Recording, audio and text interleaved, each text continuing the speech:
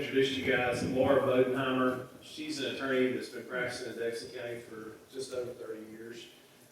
Her official title presently is District Administrator for the Guardian Litem program. I had the pleasure of meeting and working with and around Laura when I first came into practice around 2014. She does a lot of work in the DSS court. At that time, you were representing the children in the DSS court, the juvenile court, that Guardian Litem advocate role as the attorney and the voice of the children. It was a real pleasure getting to see her passion, her skill in that courtroom, really keeping the focus on those children. And a couple years passed, and I got lucky enough to join her team a little bit and work with her as a fill-in that role in the courtroom. And so, without stealing her thunder, there's going to be a lot of needs, I think, for that program and volunteers and things like that. And I think you'll enjoy hearing from Laura.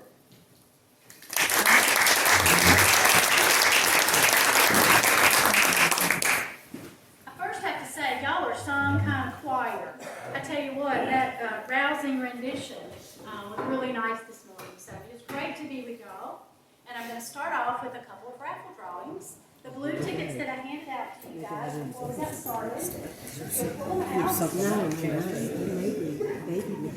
Amen. Let's see. I'm going to give you the other.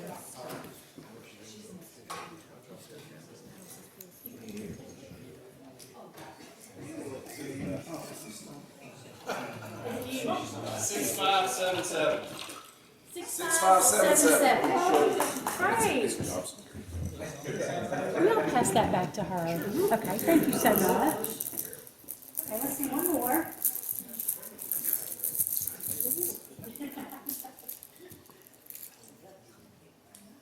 6584. 6584. All right. Okay,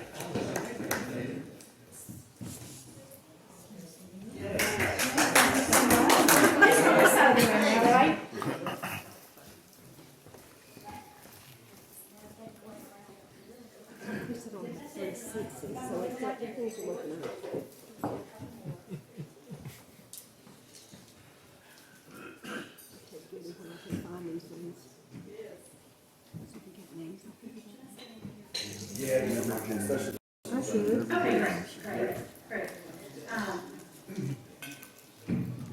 Jared, turn that back just. Perfect. Thank you. Wow, Rotary 2023. I think where I read that your guys' motto this year is create hope for the world. Am I right about that? And I think that's a wonderful motto. I'd like to ask us to do that right here in Davidson County. I know that you guys do such great work in Thomasville, and I'm so appreciative of that. And I want to talk to you a little bit more about how you might help some children in our community. I'm so honored to be with you guys today. I thank Gary, who is my friend and my colleague, for inviting me to come here. And I have to tell y'all that this is my first presentation in person since 2019. So, I'm nervous.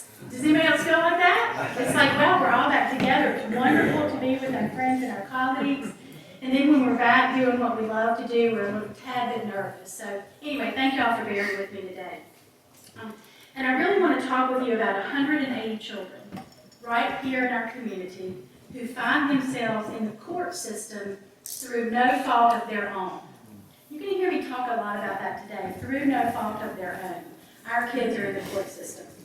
But I also want to talk with you, maybe more importantly, about 44 adults who have heard the call and who have chosen to work with those children, adults just like you guys, who heard about the Guardian Litem program somewhere in the community, maybe somewhere that I've not come to speak, or maybe somebody that you know who already works in the program. So those two numbers are pretty important. 180 children in Davidson County and 44 adults. As Gary told you, my name is Laura Bodenheimer, and I'm the District Administrator for the North Carolina Guardian Ad Litem program. Now, the little bags that I'm giving out today have GAL on the outside of them, and so I want to talk with you a lot about GAL and Guardian Ad Litem. I'm so honored to work with our program. I've been with our program for many years in very different capacities, and now I find myself to be the District Administrator. I'm a lifelong resident of Davidson County. I see some familiar faces. And I graduated from Ledford Senior High School 40 years ago. Man, I know. Love you anyway. But I just got the announcement for my 40th high school reunion. I was like, man, I don't think I want to go to that because those people are going to be old. But anyway, so just life. So I also graduated from Appalachian State University, go Mountaineers. I went to law school at Mercer University School of Law in Macon, Georgia. Enjoyed my time both in Boone, Macon, and then Atlanta, and then I came straight back home as fast as I could to Davidson County. So, and my chosen career path, as Gary shared with you, has been with the Guardian Ad Litem program. And I figured out pretty early in my law career that I really wanted to represent children as opposed to adults. And so I've chosen that for myself, and I've done just about anything in the children's welfare law that you can think of. And so this job is the culmination of my career. It feels very important to me. Representing children is my passion, and working with the North Carolina Guardian Ad Litem program is my job. And I want to ask you, has anybody heard of the GAL program? Okay, great. Here's some head nods. Thank you. That's awesome. Thanks. I'm also sure that you've heard of guardians ad litem who are appointed in different capacities. Maybe for an older person who can't act in their stead. Maybe somebody going through the civil court system who needs some assistance. Well, that's not us. Those folks are very, very important. But we are a statewide agency who represent children in the court system through no fault of their own. We were implemented 40 years ago, seems to be an important number, to serve the best interest of those children. Now, interestingly enough, when we first started, attorneys were appointed to represent the children. That didn't work out so great. And there was a movement across the United States to provide volunteers, community citizens, just like you guys, the training and the support to equip you guys to go out and speak for those children in court. Side note, did you know that the ASPCA was created in 1866? Now, I love animals. My family and I have miniature horses, and I've always loved animals. But it's amazing to me that our society saw fit to create an agency to save animals, and yet it took our state 117 more years to develop an agency whose primary responsibility is to speak on behalf of children who find themselves in the court system through no fault of their own. So again, this year is an important year in the North Carolina Guardian Ad Litem program. We celebrate 40 years of being in existence. I don't know what that's going to hold for our volunteers, but I'm sure our state office has something special in mind. Now I want to tell you about a man named Joel. Joel came to me to be a volunteer guardian ad litem. He was a big guy, had been in the military, worked all his life. Interestingly enough about Joel is he invented the little keypad for the UPS where you sign your name that you've received your package. After the military, he went to work for the UPS, so he invented that. So I'm, of course, in awe. Joel, that's so cool. And he was like, don't tell anybody that. I don't want anybody to know that. I said, okay. He came down here to retire from Northern Virginia. It's like, okay, you came to God's country. That's a good thing. So anyway, Joel said, I'm really nervous about going out to talk to these kids. And I said, don't be nervous. Just be yourself. You'll be great. So a 5-year-old little boy named Colin came into our caseload. And the way that Colin came into our caseload was that he had been involved in a chaotic situation with his parents. And they came to the Department of Social Services as a result of reported abuse or neglect, and then he came into the court system. Now, Colin had been with his mother when she was shooting drugs into her veins. He witnessed all of that. He told us exactly how that happened. He had been with his grandmother when she was shoplifting and got arrested and went to the police station. He had seen it all in his young little 5 years of life. So he was ultimately removed from that chaos. And again, that's how we got this case, and that's how I came to know Colin. So Joel met Colin, and they were smitten with each other. You could just tell it every time they were together. Colin didn't have any man in his life that he referred to as daddy, grandpa, uncle. No man in his life. It was his mother and his grandmother who had chosen a life of drugs. So in walks Joel. Because he said, will you go with me the first time I meet him? And I said, sure. I don't normally do that, but I did that with Joel. So in walks Joel. He's bigger than life kind of man. And Colin immediately took to him. Now Joel treated Colin with respect, came to visit him in his foster home, and he just listened to him. He brought no judgment, he just listened to him. Now Colin asked Joel if he would come visit him in his kindergarten class.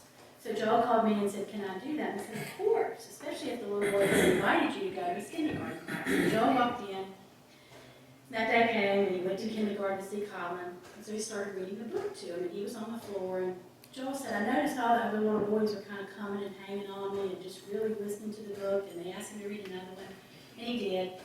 So finally, the kindergarten teacher kind of looked at him, and he thought, okay, I need to wrap this up. This is kind of a little bit of a distraction, so I need to wrap this up. So he did.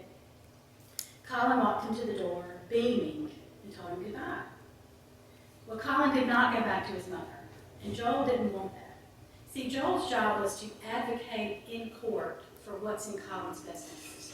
Separate and apart from all the other agencies, all the other people that are involved in our court system, Joel is the one that the judge looked to say, here's what I think needs to happen for this little boy. And Joel said all along, he does not need to go back to his life. We need to find him a new family. Harsh as that may sound, his family cannot care for him, and they ultimately chose drugs over Colin.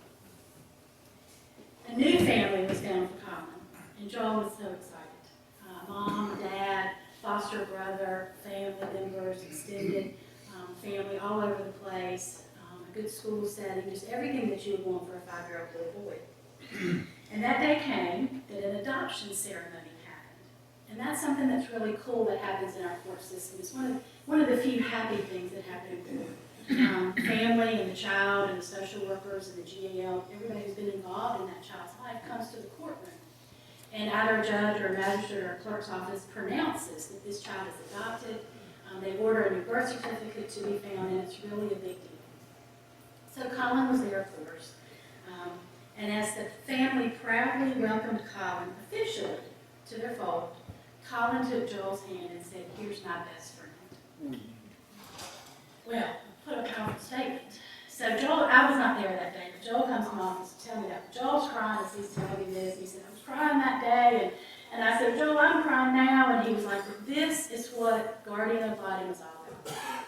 That I got to meet this 5-year-old little boy who came from a life of torture and who is now in a new family, and I got to see that all the way through. And I said, okay, Joel, go out there and announce that from the treetops so that you can bring other like-minded people like you to the GAL program. And y'all, we have such great folks. I know Gary knows this. Our volunteers, just like you guys, are the cream of the crop. We care about our community, we care about people, and we most importantly care about our children. Now Joel, here's another one of his numbers. Joel is but one of 44 volunteers right now who have amazing stories just like he does. We come from all walks of life. We have retired folks, full-time workers. We have those just out of college who want to save the world and think that they really can. We have educators, ministers, stay-at-home moms, stay-at-home dads. I have an Army retiree who is now in his first year of law school who came to GAL. He told me that his uncle had been an attorney in Mississippi. When he found out he was going to law school, he said, you have to find the Guardian of Litem program and you have to become involved. So Andrew is now gone through training, and he is appointed to one of the most high-profile cases that we've ever had in our community. You've probably read about it in the news. And so those children certainly have deserved an advocate, and he has been wonderful for them. All of our folks consider themselves just everyday citizens, just people who said, okay, I can do this, I'm going to come and be a Guardian of Litem volunteer. Let's do some more raffle drawing, Gary. Let's do a bunch. 6574. 6574. I'm not ready for that. Okay. Come on down. Okay. I have to tell you, on these little lunch totes, have GAL on the outside, a little free advertisement, there's a USB inside, and a little trail mix. These are the best lunch totes you're ever going to find. So, come to your GAL and I'll give everybody. A little bit of a theme here. Heather helped out with split pot. Tim said a prayer. 6619. 6619. 6619. 6619. Tom just jumped out. He's 17. Okay, that's a good way to do it. 6611. Oh, I got 6619. Hold on. There you go. He was reading the ticket upside down. He thought it was six. What are you doing? I didn't buy it. Oh, it's not a buy. It's a free. It's a free thing. Free. There it is. Oh, I got a free gift from Big 6611. 6611. That's me. It's all yours. Yay. I think so. sometimes feel easy to say, and I'm in Memphis, so For it's still donating thinking. 25. 6580. 6580. I heard Cat. 6580. Bill, please. Sean? 6575. 6575. 6575. 6575. Going once, going twice. Do it, Gary. 6605. Okay. There we go. Thanks, y'all.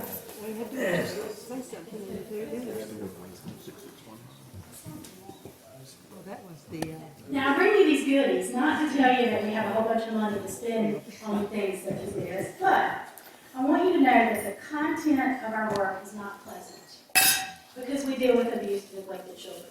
But the volunteer experience that we provide for you guys is second to none. I know our United Way representative is over here. You guys have some awesome volunteers, and I know that you're volunteering your time for the Rotary. And this is a very different volunteer experience because we ask a lot of you. But what we give you in return is challenge, and we give you reward far beyond you ever think you can get. And so we try to make it fun for our volunteers, believe it or not. We're a tight-knit group of community folks. One of our volunteers, you guys may know her, Susan Terrell, has been with us for 18 years. We have most of our volunteers who've been with us 10, 12, 13 years. And then we have some new folks who come to us and bring us a fresh energy, just like I'm thinking some of you guys are going to do. Besides, y'all are the biggest audience that I've had since 2019, so I had to capitalize on my church as well. So, I want to share with you a few of the quotes. In our office, we have a brand new office in the Davidson County Courthouse. If anybody's here that has anything to do with the commissioners, I thank them all the time for giving us the space that we have. It is absolutely beautiful. And we came from the little bitty annex beside the courthouse, which has long been condemned. Used to be the old planning and zoning office. But I inherited a beautiful map of Davidson County from the office, so I consider myself lucky to have worked there. But we have a great new office space that suits us very well for our volunteers, and also sometimes our children come in there as well if they're waiting in between court times. So we have just a poster board, and some of our volunteers put some quotes up there. So I was walking through, I look at that about every day, and I was walking through the other day trying to plan what I was going to talk to you guys about. I thought, I want to share something with you from the front lines. So these are some of the quotes that our volunteers have said. Best use of my time. Fun, frustrating, and fabulous. Fun, frustrating, and fabulous. Our hearts are big enough for all children. Being a GAL makes you realize that you can be a part of making a loving future for a child. Children are our business. Toughest job you'll ever love. And I love the kids I work with. Gary's got some information sheets that we're going to share with you in just a minute. Or Gary, you go ahead and give them out. I prepared a year in review for 2022, and I shared that with some of our stakeholders. Our judges get it, and I thought, you know what, you guys may be interested in some of our statistics. I'm not a stats kind of girl, so I don't really love numbers. But it's interesting to know what our volunteers do for the state of North Carolina and what they do for our children. And just how powerful that impact can be without costing the state anything. You'll see on that sheet that there are 3 staff members in our office, and we're actually part of District 22B, which is Davidson and Davie counties. Davie County has a lower caseload than Davidson, and of course, since I'm here with you guys in Thomasville, I'm going to concentrate on Davidson. It's interesting the amount of manpower that our volunteers have given. I'm sure if you guys did a similar study, you would find that the manpower hours which you guys give to our community is great. So now I've told you a little about us. I'm certainly open to any questions that anybody has or comments that you may want, but I also want to give you a call to action. What can you do? You can remember GAL, do prayers, and also as a way that you might want to spend your time. You can remember that we offer hope and a voice to children in Davidson County. And remember that you can make a difference. No matter what you choose to do in this world, you can make a difference. If you choose to come to GAL and be a volunteer with us, you'll certainly be making a difference in the life of a child who is in the court system through no fault of their own. And you'll be making a difference in your own life. Now, there's so many needs in our community, and I know that this is but one of them. I promise you, if you join us, you'll be a blessing and you'll be blessed. As we close, I want to leave you with this. It's entitled A Prayer for Children. It was written a long time ago, and I read it a long time ago, but one of my volunteers shared it with me not too long ago, and I thought, you know what, this is something that I'm going to share with you guys today. We pray for children who sneak popsicles before supper, who erase holes in their math workbooks, and who can never find their shoes. We pray for those who can't bound down the street in a new pair of sneakers, who were born in places that we wouldn't be caught dead, who never go to the fair, who live in an X-rated world. And we pray for those who bring us sticky kisses and fistfuls of dandelions, who hug us in a hurry and forget their lunch money. And we pray for those who have no safe blanket to drag behind them, who don't have a room to clean up, whose pictures aren't on anybody's dresser, and whose monsters are very real. We pray for the children who get visits from the tooth fairy, who don't like to be kissed in front of the carpool, who squirm in church, and whose smiles can make us cry.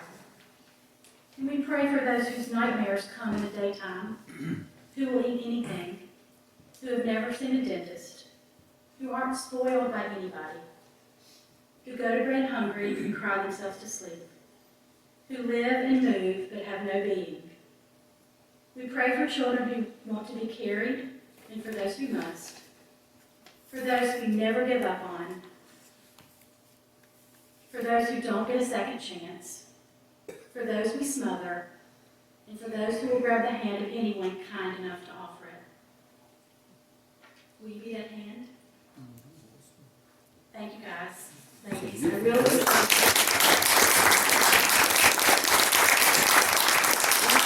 Any questions for Greg? Yeah, Laura, who wrote that prayer? It was beautiful. it. Well, thank you. It's been modified a couple of times over the years. I don't know the original author, but it's one we use often. It's phenomenal. Thank you. Any other questions, guys? No. Okay, thank you, Laura.